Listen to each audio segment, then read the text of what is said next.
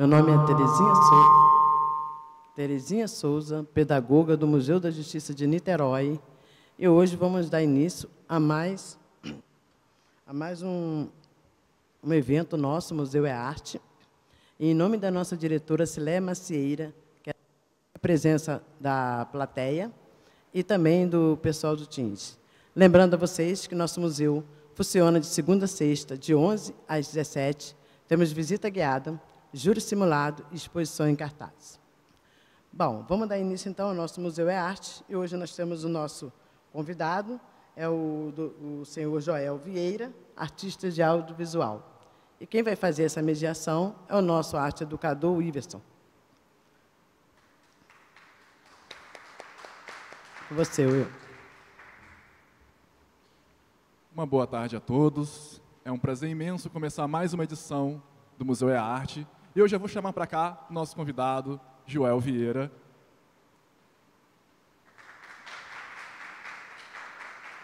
Seja muito bem-vindo, meu amigo. E para quem não conhece, vou apresentar aqui o Joel. Joel é artista visual, foi superintendente cultural do município de Niterói, curador de arte, curador do Museu Janete Costa de Arte Popular, curador do acervo de Léa Garcia, especialista em acessibilidade cultural, dramaturgo, autor de peças teatrais acessíveis, diretor e ator, diretor de acessibilidade da Sala Nelson Pereira dos Santos, e esteve recentemente em Portugal, palestrando e dando oficinas sobre acessibilidade cultural, criador do coletivo Café Preto, onde promove o conceito de afroacessibilidade, palestrante na LER, Festival do Leitor 2024. Seja muito bem-vindo. Muito obrigado. É um prazer estar aqui. Eu quero muito agradecer essa oportunidade de estar aqui, Iverson, trocando ideias com vocês, nesse espaço tão incrível aqui de Niterói, né? Para a gente é uma honra estar recebendo aqui. E já vou começar com uma pergunta, que é a seguinte: como é que foi o início da sua trajetória nas artes, Joel? Bom, o início da minha trajetória nas artes foi a partir de um projeto feito por uma empresa inglesa chamada Thomas Delarue, e ela identificou alguns jovens, meninos, aí eu com 14 anos, nas áreas de periferia do Rio, e era lá em Gramacho, em Duque de Caxias, Então, algumas crianças foram chamadas a participar desse projeto na intenção de formar artistas gráficos. Era um pessoal para trabalhar na indústria gráfica, eu não tinha a menor ideia do que era isso, e essa era a Thomas Delarue é a empresa que fazia dinheiro, é a empresa na Inglaterra que fazia impresso de valor, impresso de segurança, e tinha uma filial aqui no Brasil, que ficava no Rio de Janeiro, e aí a ideia era formar profissionais a trabalhar nessa empresa. E aí eu fui para lá e tinha todo um trabalho de orientação vocacional, e aí me disseram assim, ó, nós vamos preparar você para daqui a 15 anos, você vai ser um profissional, um artista. Eu achei muito, mas eu tinha muita pressa, e também a necessidade do trabalho, porque, em geral, assim, e isso era muito visto na minha casa, a gente era muito mais festejado quando chegava em casa com dinheiro do que quando chegava em casa com um boletim, com uma nota boa, Ah, você tirou uma grande nota. Não, eu consegui fazer um trabalho ali qualquer e trouxe um dinheiro para casa. Então, isso era o que tinha de mais valor. E aí, quando a empresa apresenta essa oportunidade da gente, além de se formar, ter uma profissão, e aí, quando eles me falaram, então, que tinha uma bolsa, que era 80% de um salário mínimo, eu falei, estou rico.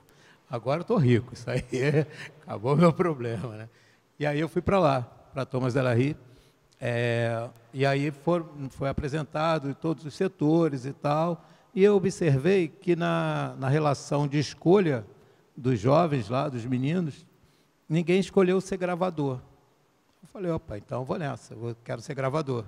Porque a gravura, eu também não sabia direito o que era, mas eu falei, eu quero isso porque isso ninguém quer. Então, se ninguém quer, essa vaga está garantida.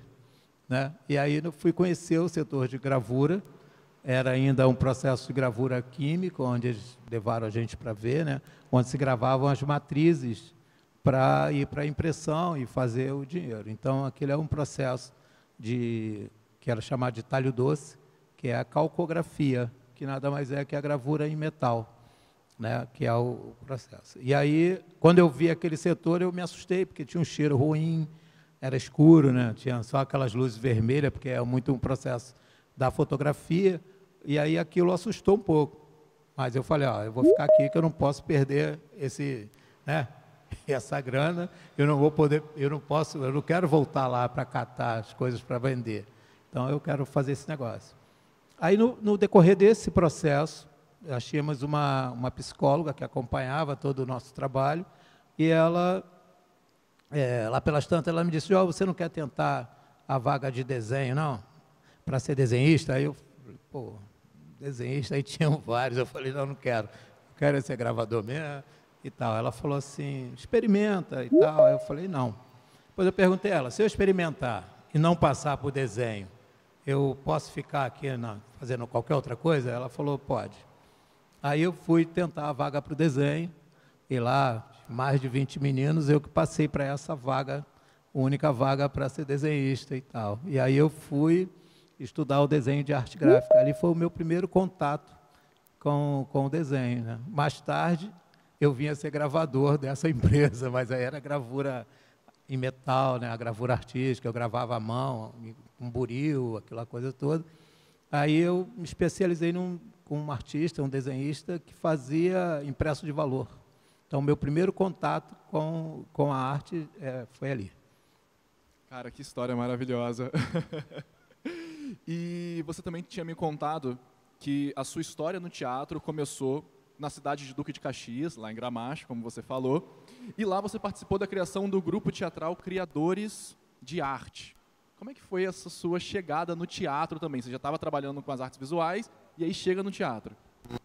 Eu continuei morando lá, né, ainda, e a escassez da cultura, né, dessa cultura, né, o acesso à arte nesses lugares é muito grande, né? A gente não consegue. Você não tinha um teatro, você não tinha, e não se falava sobre isso. E quando se falava assim, se alguém falasse, eu quero ser artista, eu falei, esse aí não quer trabalhar, né? Não gosta de trabalhar, porque tinha essa coisa de dizer que arte não é trabalho, né? E arte é um ofício e exige muito de quem quer fazer arte, exige muito trabalho. Mas aí me surge lá no bairro dois homens, que eram da Marinha. E eles, mesmo lá na Marinha, ele fazia o teatro e tal. E ele conheceu o meu grupo, a gente sempre muito ativo, procurando coisas para fazer, fazendo coisas e tal. E ele convidou a gente a participar de um teatro. E era um teatro de revista. Aí eu falei, vamos embora. Aí topamos fazer. E aí eu e mais alguns amigos fomos acompanhar esses dois.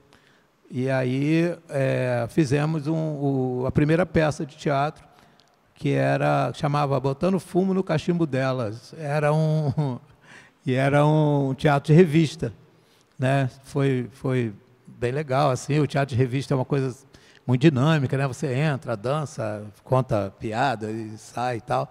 E ali foi o meu primeiro contato com o teatro. E aí a gente gostou daquilo.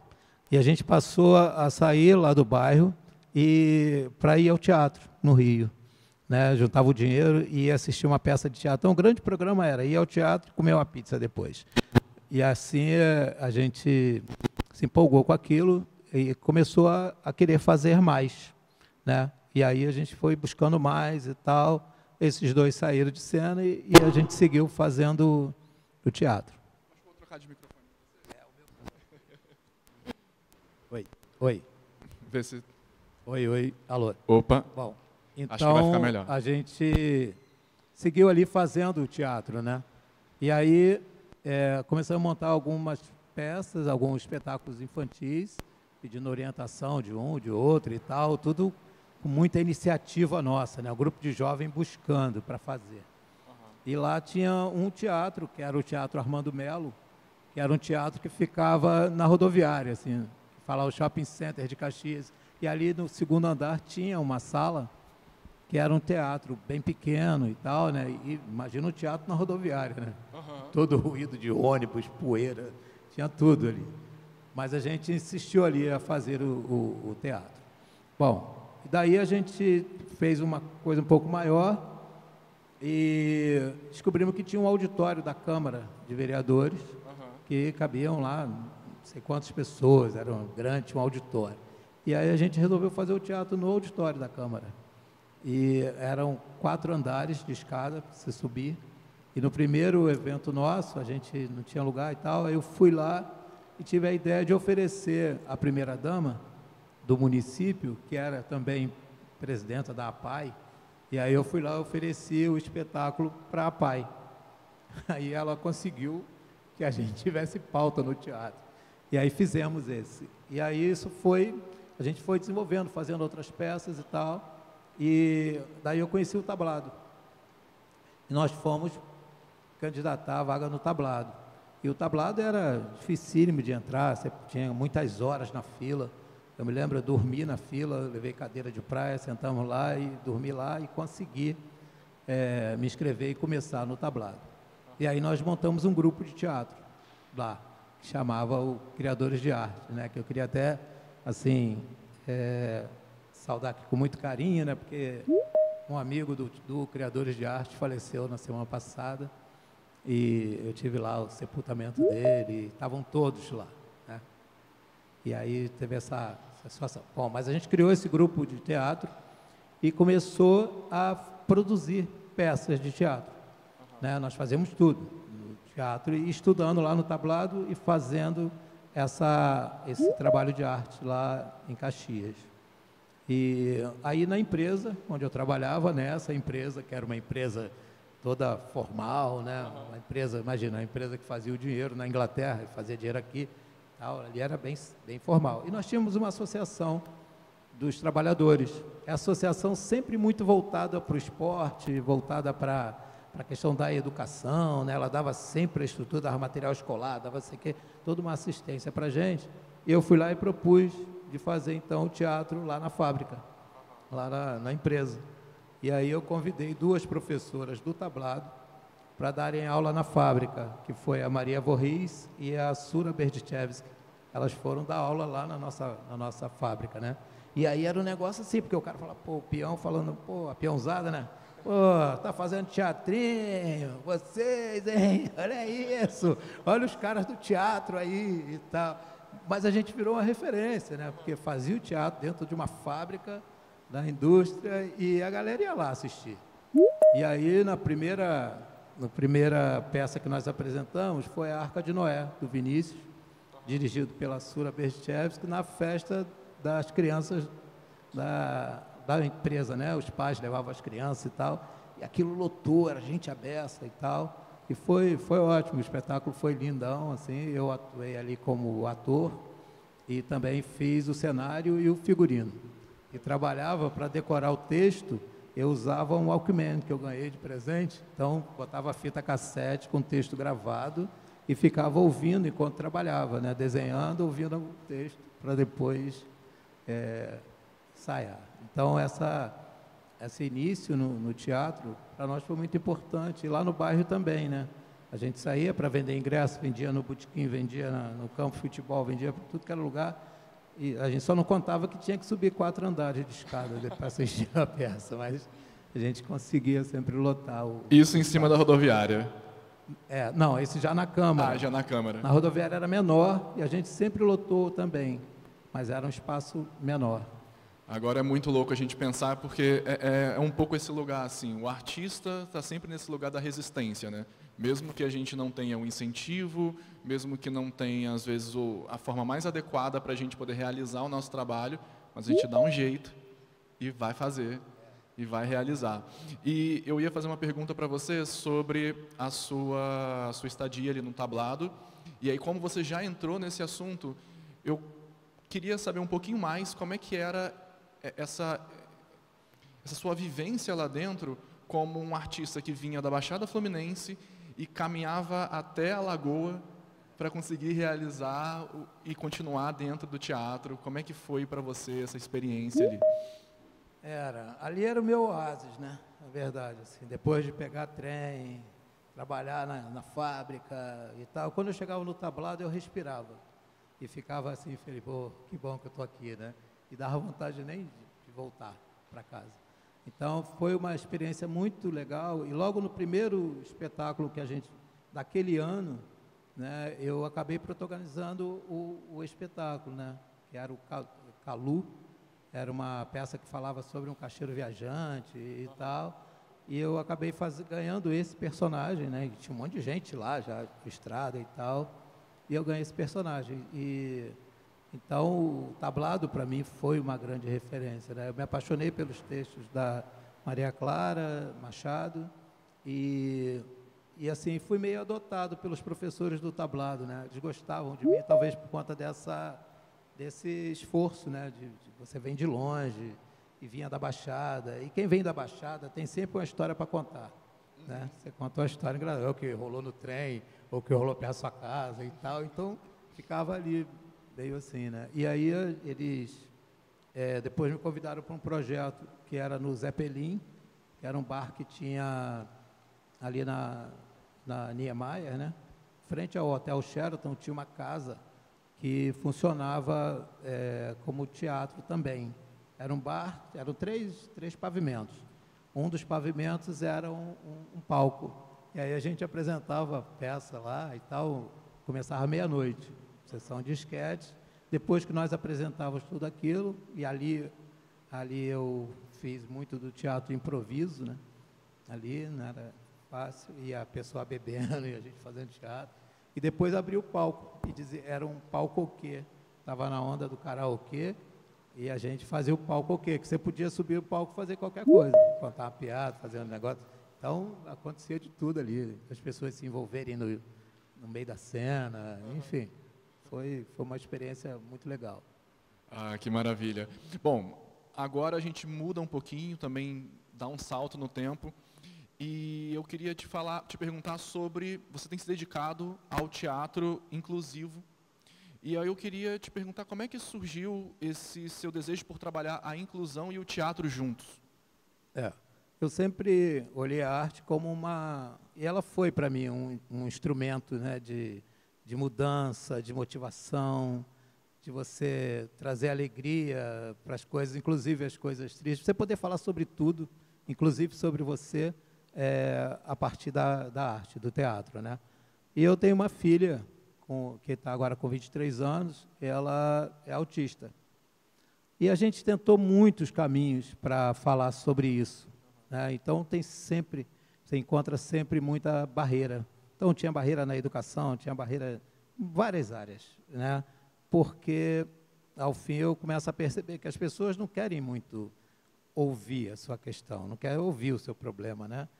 E aí, nesse movimento, eu me lembro do teatro como ferramenta.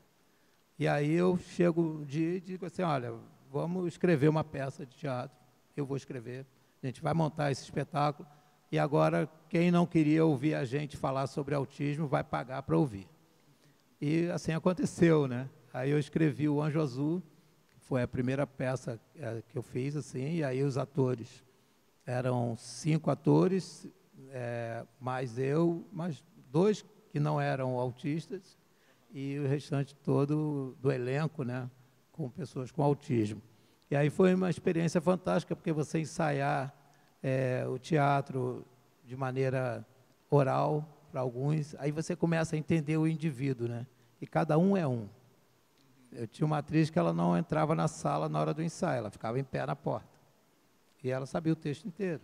E tinha atores que deitavam, que tinham alta dificuldade, e eu deixava as pessoas à vontade, e aquilo a gente foi desenvolvendo o trabalho a partir da condição de cada um.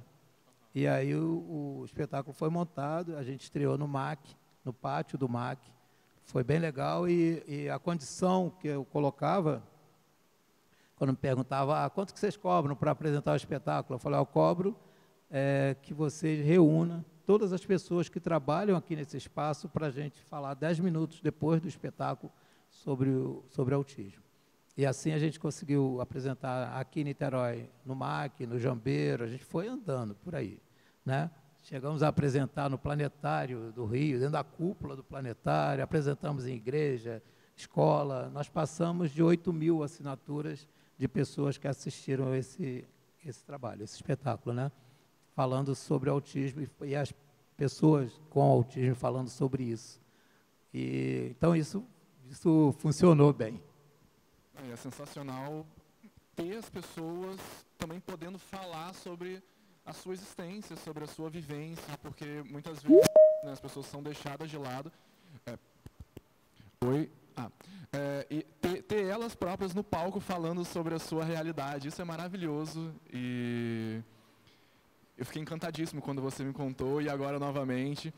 Aliás, queria aproveitar já o espaço para falar para quem está nos assistindo de forma online e também para quem está aqui presente, que daqui a pouco a gente vai abrir para perguntas. Então já comecem a pensar na sua pergunta, que daqui a pouquinho a gente vai abrir. E quem está no Teams já pode ir mandando as perguntas aqui pelo chat, que daqui a pouco a gente faz a sua pergunta para o Joel.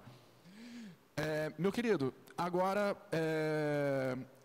você é o curador do acervo da Léa Garcia. De que forma você recebeu... Opa! Oi.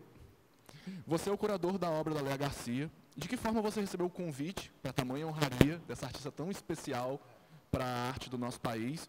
E você também poderia falar um pouquinho sobre esse acervo?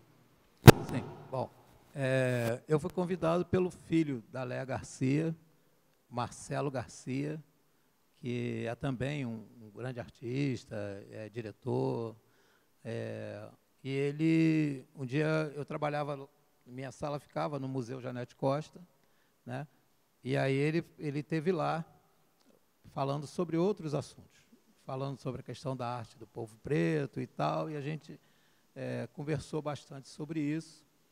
E depois ele me convidou a conhecer o acervo da Léa, de ver algumas coisas da Léa e tal. Acho que ele já estava ali com segundas intenções. E aí eu fui conhecer o acervo da Léa Garcia, fiquei na responsabilidade de trazer o que tinha ficado no apartamento dela, o que ficou no Instituto, no IPAfro, né, lá do Abdias e tal. Eu fiz o acompanhamento de tudo isso, de retirada desse material e de reserva desse material. Em seguida, ele me convidou, nesse momento ele me convida para ser o curador desse acervo, né, que tinha coisas espalhadas, né, ela, uma atriz, ela tinha muito material, muita revista, tinha tudo, né? Eu fui ver que tinha até as coisas pessoais da Léa, muita coisa pessoal, muita coisa bacana. Eu fui me apaixonando por aquilo, fui trazendo mais desse material, já com olhar para fazer uma exposição disso, que é um material tão rico, e eu acho que merecia, né, ser trazido para a população, ser aberto à população. E aí eu falo sobre isso com o Marcelo, e aí ele disse, então eu queria muito te convidar, enfim, fez o convite para que eu cuidasse desse acervo, e eu cuido desse acervo até hoje. Né, ele está lá comigo, nós já temos uma exposição montada, preparada desse acervo, porque estou tendo que ir ali retirando coisas, separando, né? E assim, já estamos preparando uma outra que vai para Brasília, né, no início do ano, que aí já é um outro material, que não é esse que a gente já expôs aqui, primeira vez no Museu Janete Costa. A gente fez uma exposição desse acervo lá, e estão acontecendo várias coisas, né, da Léa, né? No dia que a gente inaugurou a exposição, ela foi homenageada, né, na entrega do Oscar, né? E aí já fizemos na Câmara do Rio, tem um teatro no Rio, acho que a gente ainda não está autorizado a falar, mas vai ter uma sala da Léa Garcia nesse teatro, e eu achei incrível a ideia, porque eles fizeram um camarim com o nome de cada artista, e aí cada artista tem uma parte do seu acervo lá, e a Léa vai estar nesse teatro, é um teatro público e tal, lá em Copacabana, perto do metrô, então já dá para saber onde é. E aí a gente vai estar usando esse espaço lá, né? O CCBB fez agora uma mostra de cinema, e aí a Léa, né? Enfim, tem tido bastante coisas da Léa, e eu tenho cuidado desse material. Agora eu estou separando uma parte que é bem interessante, assim, ela fazia muitos bilhetinhos, assim, para outros artistas que estavam em cena com ela. E aí tem um bilhete que chamou muita atenção, que ela manda um bilhete para Ruth de Souza dizendo assim: irmã, por que que para nós tem que ser assim? Por que que para nós a exigência é maior, né? A roupa e tal. Elas ficaram trocando bilhetes e eu tenho esses, estou mexendo nisso agora. É muito potente, né? Muito potente a gente se aproximar um pouquinho de uma artista como a Léa Garcia, ainda mais em contato com a Ruth, também, que é outra gigante da nossa arte. Enfim, espero que em breve essa exposição esteja em cartaz para que todos possam conferir. A gente espera que em breve ela esteja em cartaz aqui, né? A gente já está ensaiando essa provocação de apresentar isso aqui, né? Para ver se a gente consegue ser recebido aqui nessa exposição. Então, assim, o acervo é muito, muito grande. Ela tem mais de 50 filmes, mais de 50 novelas, muita fotografia, muitos recortes e muita atuação na questão política do povo negro, né, do artista negro, desse acesso desses artistas negros, o reconhecimento do artista negro na arte brasileira, né? Ela militou muito nisso, de uma maneira muito elegante, muito potente, né? Ela traz isso, né? A gente está conversando aqui e eu não paro de pensar no Teatro Experimental do Negro. Não tem, esse acervo também tem algum material desse período da Léa Garcia ali? Tem, todo o material. Eu tenho todo o material do Teatro Experimental do Negro, né, da participação da Léa, muita coisa do Abdias, muita coisa que nunca foi mostrada, nunca foi vista, tanto de textos, né, porque a Léa escreve também, né, ela escrevia, né, para teatro, para televisão. Então, ela tem esse acervo, né, desde a parte documental, dos contratos dela com a Rede Globo e com as companhias produtoras de cinema, até esses manuscritos, coisas que ela foi fazendo assim. Bom, agora você me falava sobre a ideia de afroacessibilidade, o conceito de afroacessibilidade. Você poderia me contar um pouquinho o que é esse trabalho que você tem desenvolvido pensando a acessibilidade e o povo negro? Esse conceito foi desenvolvido ali pela Júlia Costa, que está sentadinha ali. Ela que traz esse conceito da afroacessibilidade numa tese, e quando eu assumi aqui em Niterói, a Superintendência Cultural, eu recebi vários artistas, todo dia a gente recebia artistas trazendo propostas, etc. Tal. E aí eu fiz a seguinte pergunta, eu falei, cadê os artistas negros de Niterói? Onde estão os pretos artistas dessa cidade? Né? Que são muitos, e a gente encontra eles por aí, por várias partes do mundo, como muitos artistas da cidade a gente encontra mais fora do que dentro, mas isso era uma coisa que chamou a atenção.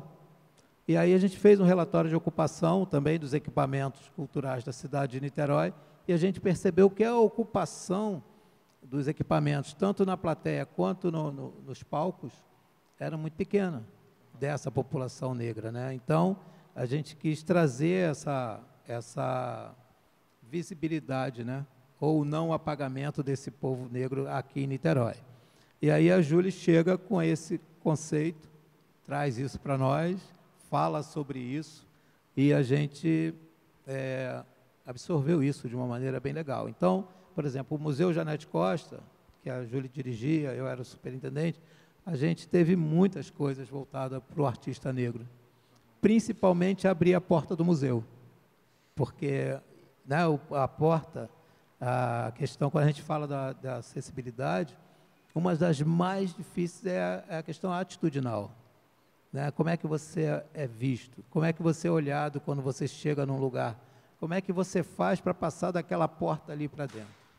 Né? Eu experimentei muito isso, muito, como artista, como plateia, né? Você chega no lugar e aí você não é bem quisto naquele espaço, né?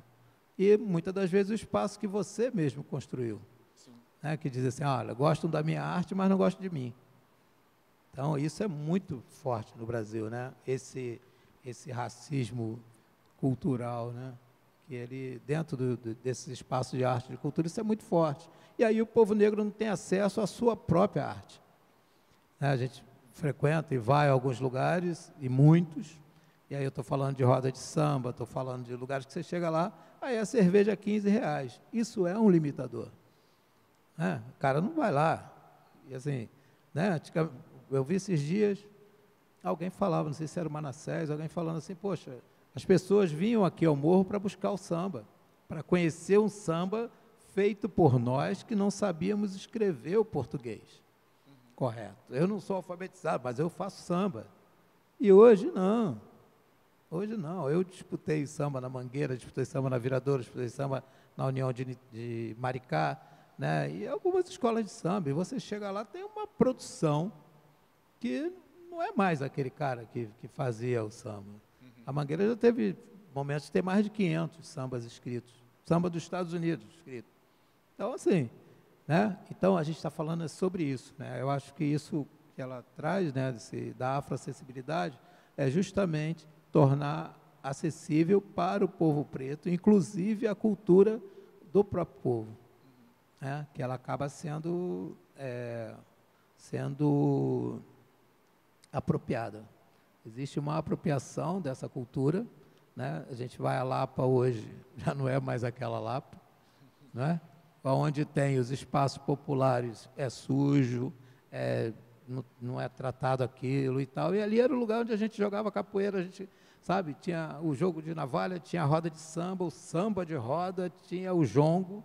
Outro dia vieram perguntar, por que isso aqui é macumba? Porque o cara abre a roda de samba sempre com jongo?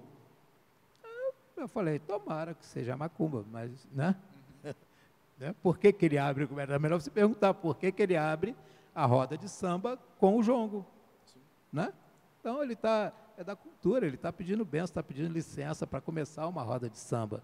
Então, tocar samba e tocar a nossa cultura não se aprende na Vila Lobos. Não vai aprender na escola, né? Quem toca a música e é um profissional da música, ele vai tocar qualquer música. Agora, não vai tocar de qualquer jeito. Tem o jeito de tocar, tem a ginga, tem o molejo, tem outro jeito de fazer. E isso tem que ser considerado, tem que ser respeitado. Então, o resgate disso é onde a gente está trabalhando. Por isso que a gente criou o coletivo Café Preto. O Café Preto é isso, né? Uma junção de artistas, está ali o Joaquim Jorge, que é um dos artistas do Café Preto, né? Está o Jair do lado dele, que a gente criou esse coletivo justamente para esses artistas, produtores pretos, escritores, se juntarem para falar sobre nós e sobre a nossa produção artística. E, por incrível que pareça, por que incrível, né? A maioria são escritores, são poetas, têm seus livros, né? E aí, assim, falaram, não, esses caras se juntam para tocar pandeiro. Não, a gente se junta para falar da nossa cultura, né? E desse acesso à nossa cultura. Por isso é fundamental a gente, sim, falar desse conceito da afroacessibilidade, né? Sobre isso que a gente está falando. Não, e é essencial, assim, tem uma coisa que você falou que me chama muita atenção e que pode parecer simples, pode parecer óbvio e muito pelo contrário não é. É de você abrir a porta desses espaços para que o povo preto possa chegar, porque é justamente isso, assim, é um espaço que muitas vezes, historicamente, a gente não vem ocupando porque a gente não tem sido muito bem, não era muito bem quisto nesses lugares. E a gente ocupar esses espaços num país que é majoritariamente negro é essencial.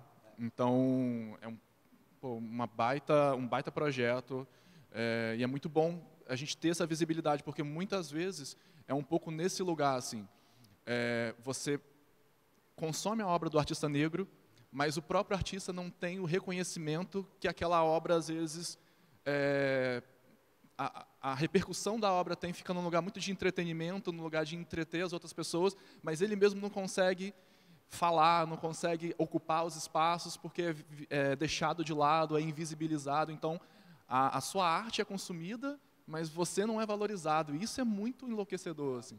Se rotula, coloca um outro nome, né? Coloca um rótulo naquela arte e você para de ser o cara que conhece sobre aquela arte, né? Tipo assim, vamos pôr a feijoada. eu vou com o fígado preparado para a feijoada. Eu não vou comer feijoada vegana, sabe? Bota outro nome. Bota outro nome.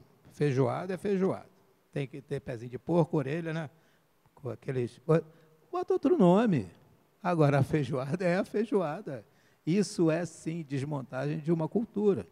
Aí você vai a um determinado lugar, hoje tem gente jogando búzio pela internet. Não tem? O cara, eu quero fazer uma consulta para o Pai de Santo, entra ali na internet e faz. Sabe? É isso mesmo. Então, assim, e isso tudo vai ganhando um outro nome, vai ganhando um outro jeito e vai se desmontando. Eu desafio a quem quiser. Você pode ir a 10 rodas de samba na Lapa no mesmo dia. Você vai ouvir o mesmo repertório. Você não tem um samba inédito. Porque isso é imposto. O cara diz assim, eu vim aqui para cantar samba que eu não conheço. Eu vou embora. Eu quero cantar junto. E antes não, a gente fazia o improviso, fazia aquela roda de samba, fazia aquele batuque, fazia coisas ali, se construir. E isso ainda, só que você vai cansando. Né? As pessoas vêm, tomam conta daquele espaço, tomam conta e acaba. Né? Você vai ao quilombo, e conta em alguns quilombos, para dizer um só, mas você conta quantas pessoas pretas tem ali, comendo a feijoada, participando do samba. Por quê? Né?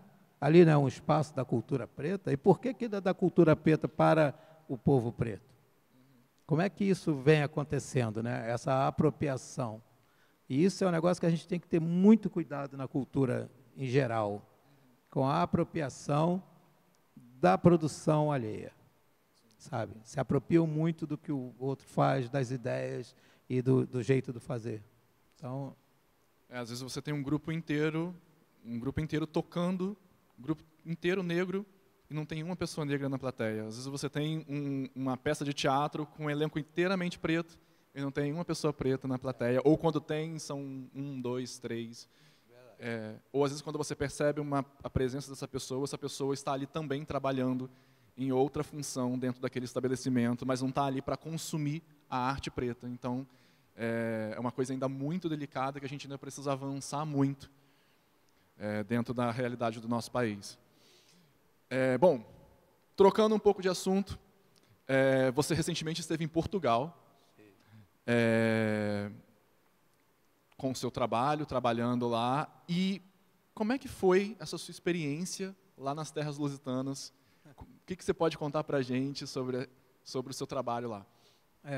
Foi uma experiência muito, muito rica, né, de estar por lá e ter ocupado aqueles espaços, aqueles palcos de lá, estar na universidade trazendo um debate, né, uma discussão sobre o nosso fazer e o nosso jeito de fazer as coisas.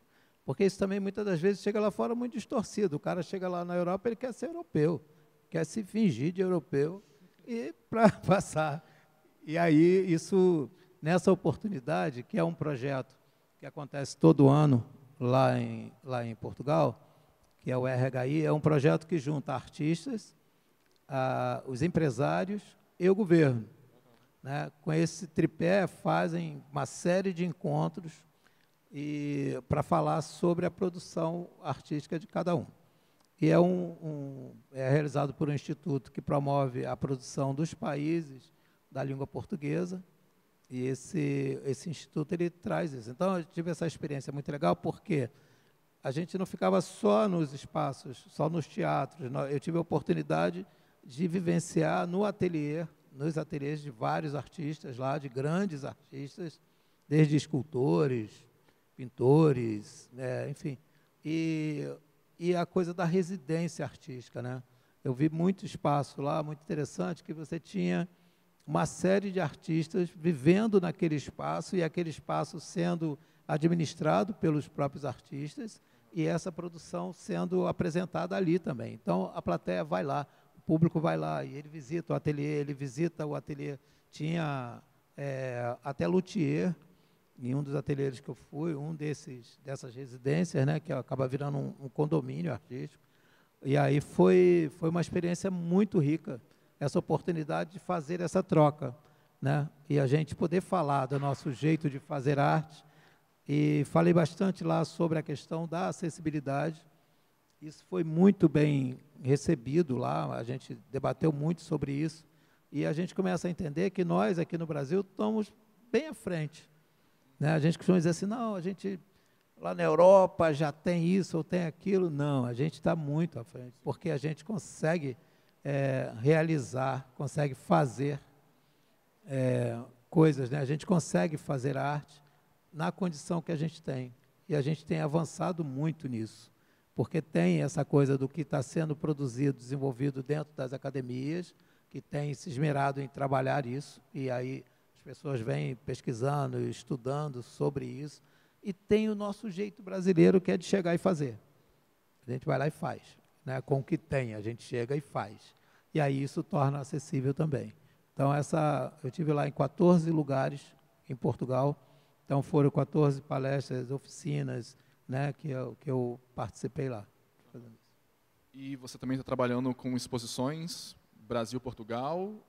Sim, eu fui para lá, levei uma exposição que é chamada De Lá e de Cá, que foi feita na cidade de Nazaré, que era com 2 fotógrafos daqui, de Niterói, e 2 de lá, de Portugal, né? E aí a gente mostrou dessas realidades, onde é que a gente se encontra, né, nesse caminho aí do oceano, né, do mar, né? Onde é que a gente conseguiu juntar as obras daqui e de lá. E aí teve uma brincadeira assim de que às vezes a gente trocou isso e mesmo assim não se confundia. A gente sabia exatamente o que era daqui e o que era de lá, né? Teve coisas lá de Jurujuba, teve, né, de Itaipu, assim, foi bem bacana. Um intercâmbio maravilhoso, né? Você ter artistas daqui de Niterói com artistas portugueses, isso é um encontro incrível. E depois a gente trouxe essa exposição para cá. Montamos aqui no Solar do Jambeiro e agora está montando ali na Sala Nelson, estou montando ali, também com essa proposta que é Nazaré Encontra Niterói, que é uma outra exposição. Geralmente a gente abre o espaço no final para divulgar os trabalhos que estão em cartaz, mas como já falou dele, como é que a gente faz para ter acesso e conseguir assistir essa exposição? Ela abre agora hoje é segunda, na quarta-feira, ela abre, está no foyer da Sala Nelson, e é só chegar para visitar, a partir das 18 horas, né? Então, fica aberto ao público, entrada franca. Entrada franca, maravilha. Então, vamos todos prestigiá-lo. Então, agora, a gente abre a pergunta para a nossa plateia, se tem alguém aqui presencialmente ou pessoas aqui no Teams, no online, que queiram fazer perguntas para o Joel. Agora é o momento. Bom, já temos aqui uma pergunta da Beatriz. Tem alguém aqui presencial também? O microfone vai chegar ali. Então, a gente já vai aqui para o Teams, que é o tempo que vai chegando mais perguntas, e a gente vai para uma presencial aqui.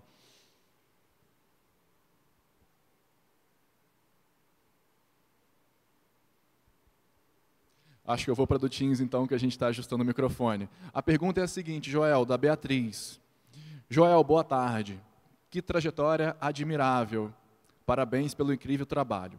Pergunta, dentre todos os seus projetos e ofícios, o que mais te faz sentir realizado artisticamente? Essa é uma pergunta maravilhosa. É fazer arte, né?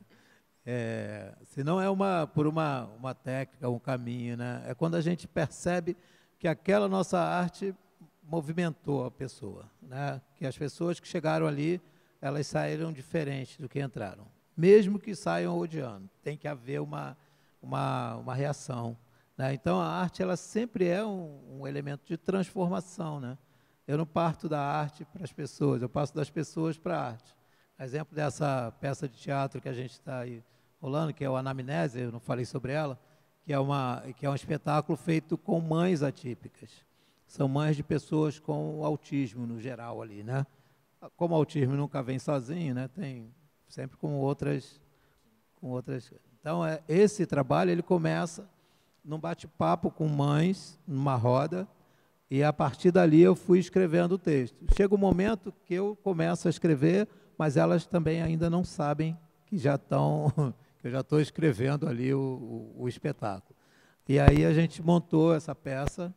Essas mulheres puderam falar sobre as suas realidades de maneira dramatizada, né, com toda a coisa do teatro. E isso a gente percebeu uma mudança na vida delas e de algumas pessoas que estavam assistindo, né? Então, hoje elas falam, não, eu sou atriz, né? Então, assim, é um lugar, né, que a pessoa se coloca. Então, fazer aquele espetáculo, para mim, foi o último grande prazer, porque aí você está pronto, né?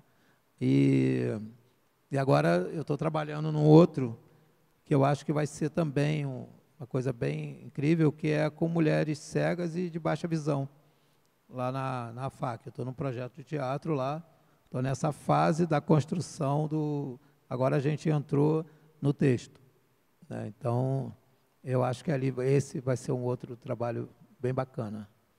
Maravilha. Temos perguntas aqui no presencial? Você agora vai. Oi, Joel. Não é uma pergunta, mas eu queria destacar muito que pela primeira vez eu ouvi aqui você falar da essência da cultura, desse desvio que está tendo do carnaval, do samba, da feijoada. Então, eu fiquei assim, emocionada, empolgada com você ter essa postura e queria te falar que o museu aqui está aberto para qualquer evento seu, principalmente nesse sentido, porque acho que o trabalho sério é resgatar essa memória, essa cultura que vem lá da base e não virar um comércio, como a gente está vendo hoje, principalmente carnaval, né, que acabou. Então, isso é preservar a cultura, isso é incentivar essa história que a gente hoje não é nada sem conhecer a nossa história, né? Então, eu te dou os parabéns por isso e que você ainda mais misturando com essas outras peculiaridades, vamos dizer assim, o autista, as mulheres negras, deficientes visuais, é um trabalho espetacular, que você tenha toda a força para prosseguir. Obrigado. Obrigado. Isso realmente para mim é engrandecedor, né? Assim, a arte que eu faço no meu cantinho é desenhar, né? Eu gosto de desenhar as coisas. E a partir dali a gente começa a perceber como a gente forma telas, forma imagens, né? Quando a gente vai para o teatro, eu quase que desenho um storyboard de cada tela daquela, né? De cada imagem que a gente vai ver em cena. Então, eu acho que é isso. O que me dá prazer na arte é o fazer, né? Depois que está pronto, nasceu o filho, vamos fazer outro agora, vamos partir para outro. Então é isso. A minha pergunta inicial era mais ou menos isso. Do desenho, você abriu um leque muito grande. Você continua no desenho, tendo essa base assim tão forte? Porque a gente, às vezes, acaba indo... E é incrível você ter começado pelo desenho. Eu sou formada em Belas Artes também, então, isso aí, para mim, que a gente quase não vê mais hoje, né? As pessoas se perdem na divulgação da cultura, da própria cultura. Então, o desenho ainda é a sua base. Ainda é. E aí esse movimento que a gente percebe hoje de tudo de forma muito imediata, né? Porque você desenhar leva tempo, né? Exige você conhecer o material, a matéria que você está trabalhando, né? Que tipo de material que vai dar o resultado que você espera. Então, isso requer tempo. E tempo é paciência, muita paciência. Né? E a galera hoje quer o resultado em 3 minutos. É TikTok. Então, se fugiu daqueles 3 minutinhos do TikTok, o cara já não espera mais. Ele já está com a impaciência. Então, ter esse trabalho, né, é que naquele momento em que você está fazendo a sua arte, você está refletindo sobre muita coisa. Você está vendo muita coisa, né? E como a arte ela é viva, né, ela não se encerra, isso vai dando fôlego, vai me deixando sempre com fôlego, sempre com vontade de fazer mais. A minha cabeça está sempre pensando em fazer arte, em alguma coisa.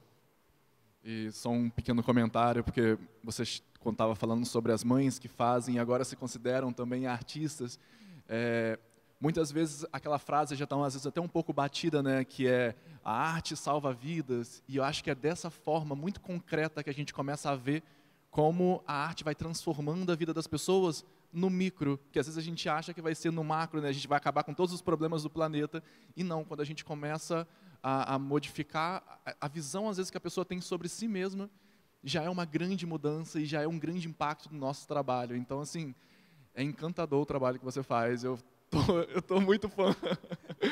Super parabéns, assim, eu faço muito coro com a Mária, parabéns demais pelo trabalho que você está realizando. A gente tem aqui uma pergunta do Sérgio, que ele pergunta assim, qual a sua maior inspiração? Minha maior inspiração cara, é a vida, porque eu acho que assim, a arte ela é provocadora, né? O que mais me inspira é provocar.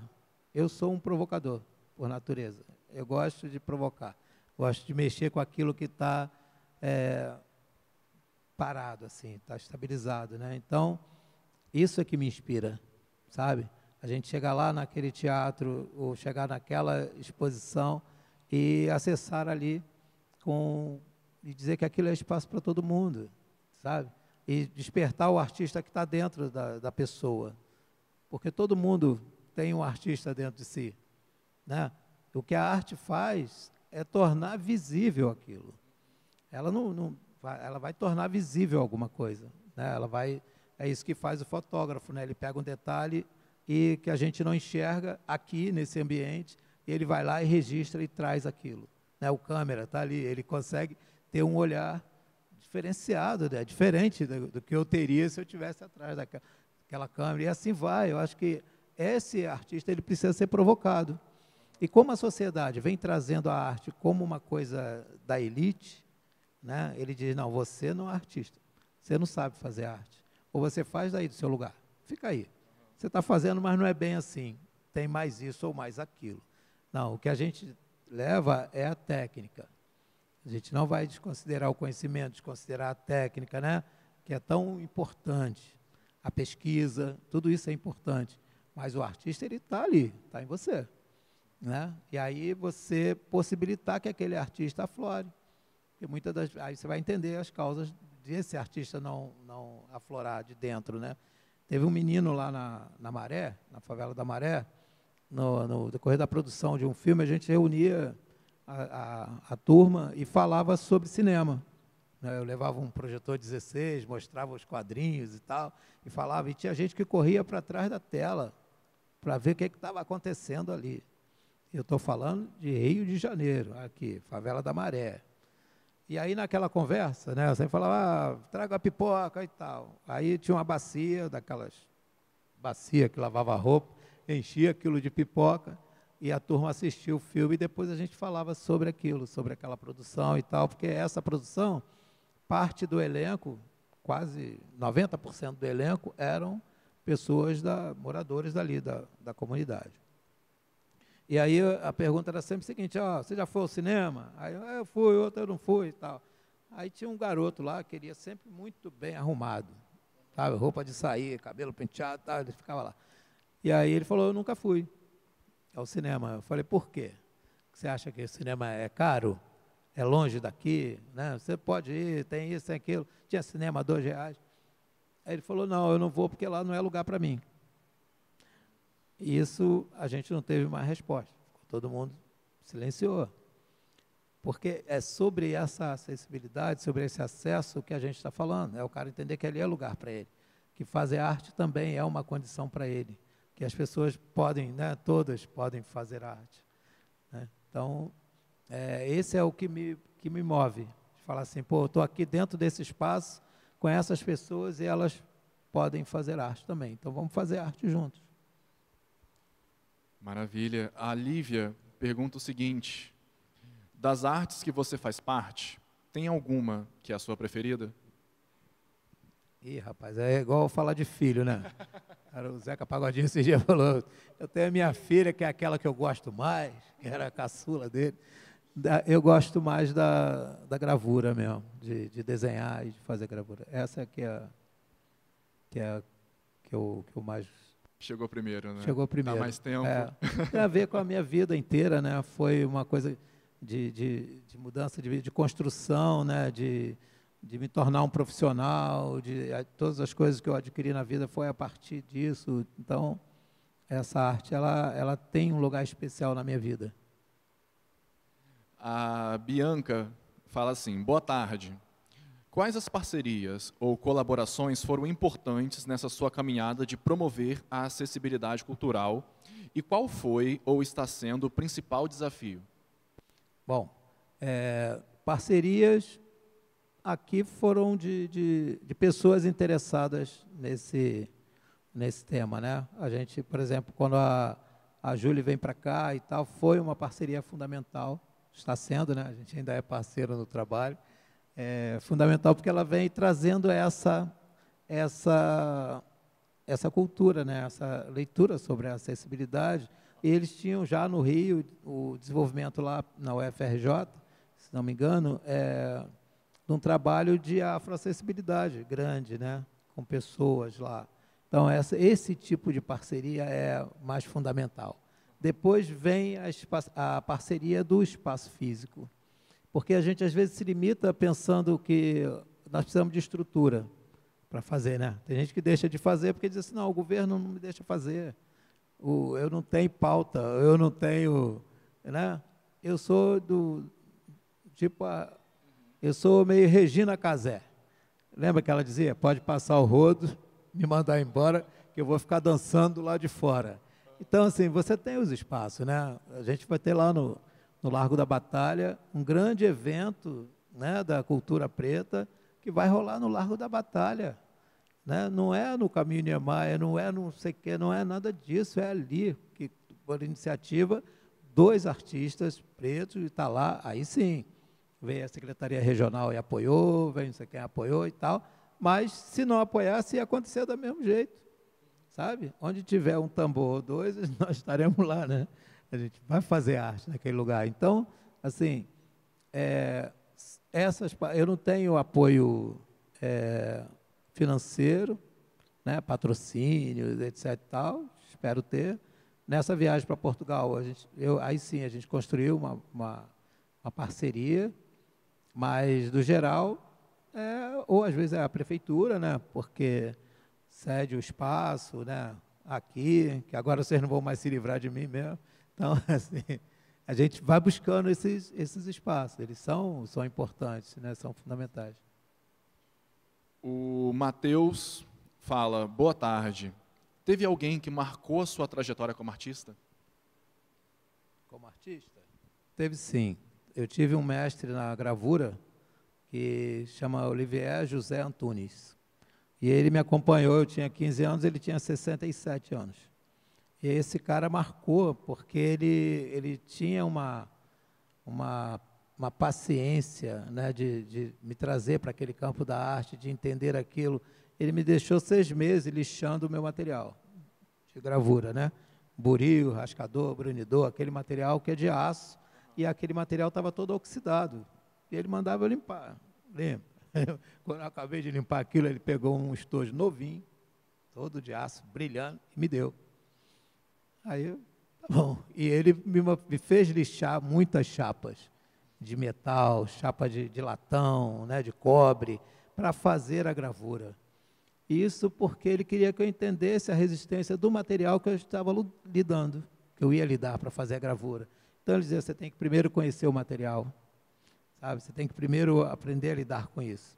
Antes de eu fazer aquarela com papel de boa qualidade, com Schuller, com esse tipo de papel, ele mandava fazer num papel simples.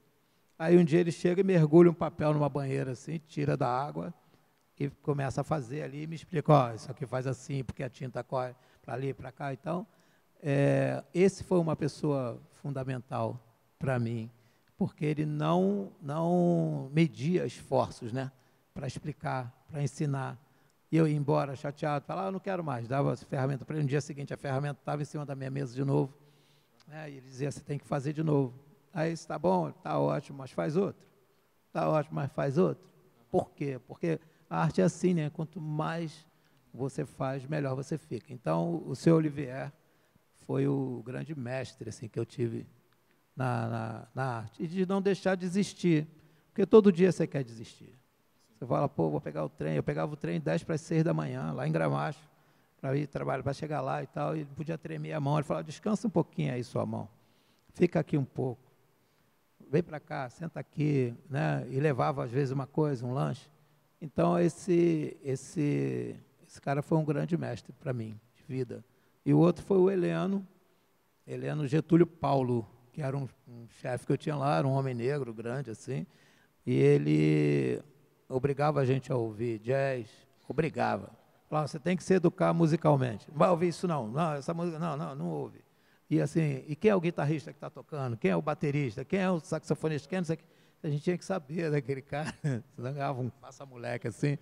E ele também foi fundamental, porque ele ensinou muito sobre a vida e ensinou a consumir a arte, sabe? Então, assim, esse cara foi muito importante. Eu tive 2 pessoas fundamentais nessa trajetória aí. Maravilha. A Casa Atípica, ela não faz uma pergunta, faz um comentário, que é a seguinte: a Casa Atípica é uma organização voltada às pessoas com deficiência e o mestre Joel é um grande incentivador dos nossos eventos culturais. Esse é um exemplo de grande parceria com a organização social, só gratidão. E aí a gente tem outras parabenizações aqui. E a Luísa faz uma pergunta que é a seguinte: nos momentos mais difíceis, em que você quase desistiu, qual foi a sua maior motivação para continuar?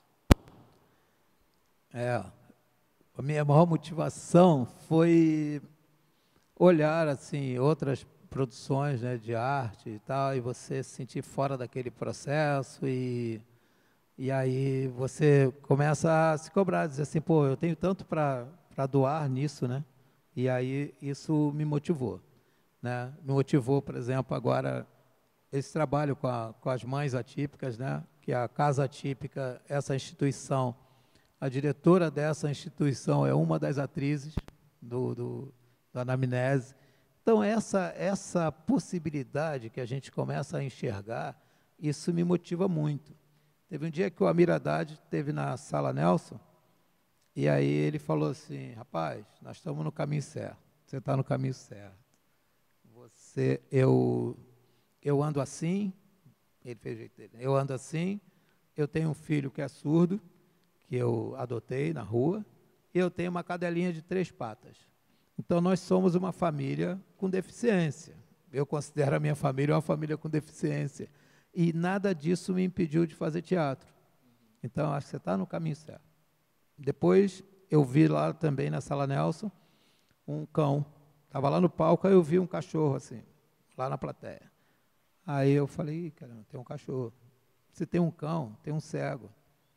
E se tem um cego e um cão que acessaram o teatro, sabe, de maneira espontânea, nós estamos no caminho certo. E isso motiva, isso anima muito, né? Quando a gente levou um profissional surdo para trabalhar com a gente, e que os outros colegas nossos falaram assim, como é que a gente vai interagir com esse cara? Como é que a gente vai fazer? Eu falei, olha, e se ele fosse japonês? Como é que a gente ia fazer? Chega um japa aqui e agora nós vamos trabalhar com esse japonês. Então, é uma questão de linguagem, a gente vai entender e vai trabalhar com esse cara. E aí o Bruno ficou lá, trabalhou com a gente muito tempo, hoje ele está no Canal Brasil, trabalhando, né, fazendo o trabalho dele, e ele levou para lá e fez um mini doc desse processo de capacitação das pessoas que trabalham lá, a partir da chegada dele. Eles produziram um mini doc junto com uma intérprete de Libras, que é a Jacó. Eles montaram esse trabalho e foi lindo. Eles registraram todo o processo da equipe da TV Brasil, né, aprendendo minimamente a trocar com eles.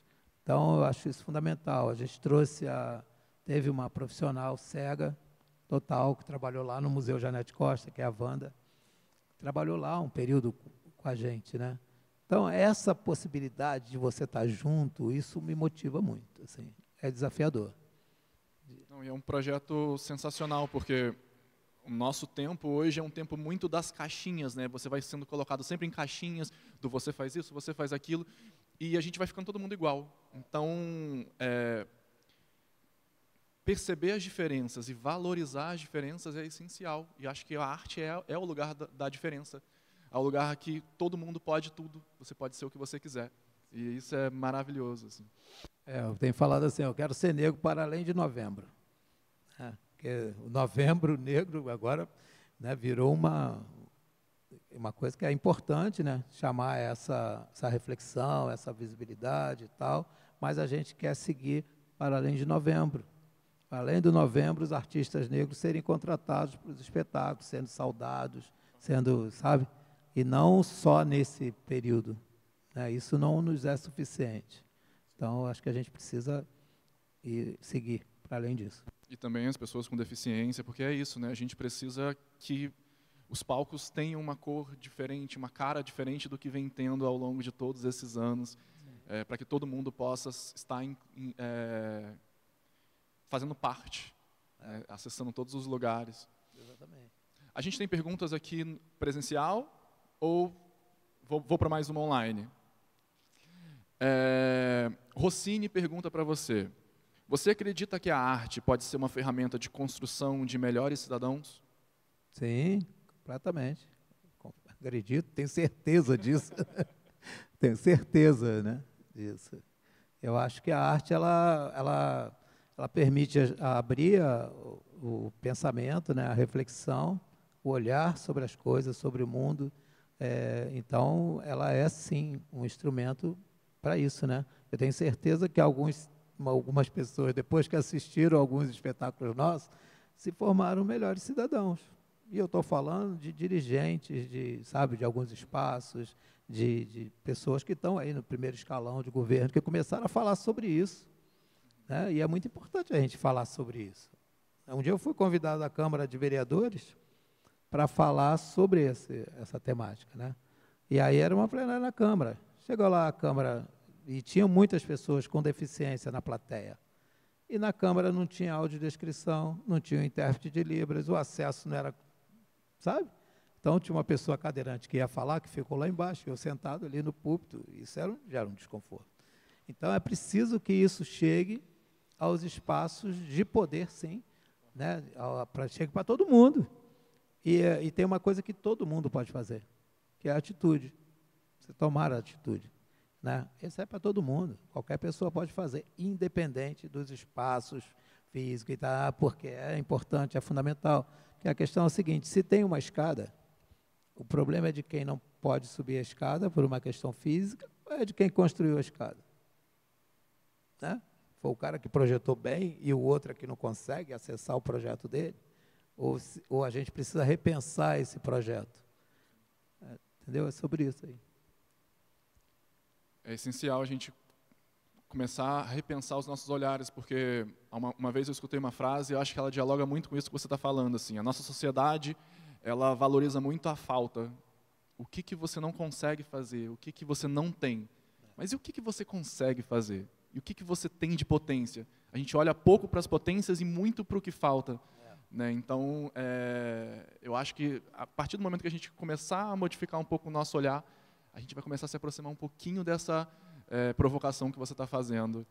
Porque tem uma outra coisa que é assim, esse cara ele é cego, então ele ouve bem melhor. Ele tem a capacidade audível maior, tem ouvido absoluto. Aquele cara ali é autista, ele pensa porque ele está focado. Aquele é TDAH, ele faz não sei o quê. Né? E isso a gente acaba exigindo, cobrando ainda mais dessas pessoas, né? Que é o tal do capacitismo, que todo mundo tem que conseguir fazer tudo. E não é, né? Eu tenho a minha diferença, cada um aqui de nós somos diferentes e a gente tem possibilidades e não capacidades ou possibilidades para outras coisas. É isso que é o importante, né? Uma vez uma professora, em um encontro, mostrou a foto, e era um encontro ali, e aí ela falou: eu não tenho o que fazer com essa aluna. Ela está aqui, ela não ouve, não fala, não se movimenta, não reage, não tem nenhuma expressão sobre o que eu estou falando para ela. Então, para que essa menina está... Até ela dizia isso, né? O que essa menina está fazendo aqui na sala de aula? Eu falei: professora, eu não sei o que ela está fazendo, eu sei que eu estou fazendo e que você também está fazendo com ela. Porque se eu e você tivesse tido uma colega de turma nessa condição, nós seríamos pessoas melhores hoje. Inclusive, nós saberíamos o que fazer, né? Então, assim, não é só o outro, né? Para nós. Quanto que isso soma para nós, para a nossa vida? Teve um caso no Teatro Cego, e quando terminou o espetáculo, e aí é um espetáculo que as pessoas ficam cegas, todo mundo. Não é de tampar com a mão ou uma venda, não. O ambiente cega, né? E aí a produção, óbvio, tem um infravermelho para identificar se tiver alguma questão e tal. Bom, e aí é todo um espetáculo sensorial, ou seja, né, você fala de um alimento, ele solta o cheiro, o vento, liga o ventilador, enfim, você vai percebendo mais ou menos como uma pessoa cega perceberia estando ali naquele espetáculo. Mas o grande barato foi que, ao final do espetáculo, eu falei, e aí, como é que foi para você, o ator cego? Ele falou, João, foi incrível, porque a primeira vez eu consegui fazer um personagem que não é cego. Eu consegui estar no teatro e fazer um personagem que eu só faço papel de cego. Entendeu? Então, assim, pensar essas possibilidades, eu acho que é bem legal, né? É importante. A gente tem mais uma pergunta? Não? Joel, muito obrigado. A gente vai encerrando o nosso encontro hoje. Falaríamos muito mais, nossas conversas têm sido enormes e muito agradáveis. A gente agradece mais uma vez a sua presença e agradecemos também a presença de todo mundo que está aqui presencialmente nos acompanhando e também em casa, pelo aplicativo do Teams. Você gostaria de falar mais alguma coisa, algum assunto que a gente não tratou? As últimas palavras? Bom, as últimas palavras que não sejam as últimas, né? Sejam as últimas para agora. Conversa primeiro, continua agradecer depois. essa oportunidade, né, de trocar ideia aqui com vocês, aqui nesse espaço, né? Isso tudo tem um significado muito grande, muito importante para mim, para a minha trajetória, e eu acho que para aqueles que também participam, né, do nosso projeto, que o nosso grande projeto é o projeto de vida. Esse é o projeto, né? E a gente vai encaixando coisas nesse projeto, vai alimentando esse projeto para que essa nossa experiência aqui em matéria seja agradável, seja importante, seja que deixe legados aqui, né? A gente conseguir deixar coisas para as gerações futuras ou para essa que está, né? Poder usufruir e ter um mundo melhor para a gente viver. Esse já é bom para caramba. Que eu costumo dizer, o mundo está ruim. Não, para mim está ótimo. Eu não quero sair daqui tão cedo. Então, esse mundo aqui é uma maravilha. Mas a gente sabe que ele pode e deve, né, melhorar. É uma questão da gente se conectar ou se reconectar, né, com a gente mesmo, assim, para a gente ser feliz. Então, eu quero muito agradecer essa oportunidade aqui ao museu, essa galera incrível aqui do Museu da Justiça, você, né, que a gente tem só um grande parceiro, trocando ideias aí importantes, a Bia, né, que fez essa produção aí tão incrível. Enfim, agradecer a todos e aos que vieram aqui para trocar com a gente e a galera que mandou aí pela internet, né, que participou, mandou suas perguntas e tal. Isso é muito enriquecedor para nós. Então, muito obrigado pela oportunidade e espero ter cumprido essa etapa. Bom, em nome da Obrigado. equipe de todo o museu e da nossa diretora, Cileia Macieira, a gente agradece muito a sua presença. O Museu é Arte é justamente esse espaço para que a gente possa conhecer projetos e artistas tão incríveis, com trabalhos como os quais você realiza. Assim. Então, muito obrigado pela sua presença aqui. A gente agradece a presença de todo mundo que está aqui, que está em casa, e até o próximo Museu é Arte. A gente vai se encontrando por aí. Até mais.